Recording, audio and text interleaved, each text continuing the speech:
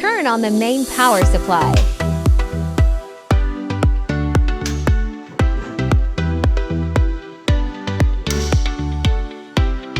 Check chiller setting temperature. It's must set to 25 degrees Celsius. Turn on the pump motor. Turn on the compressor.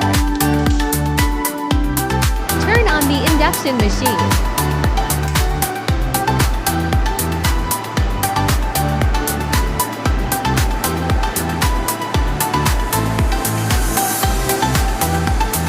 Turn on the dust collector.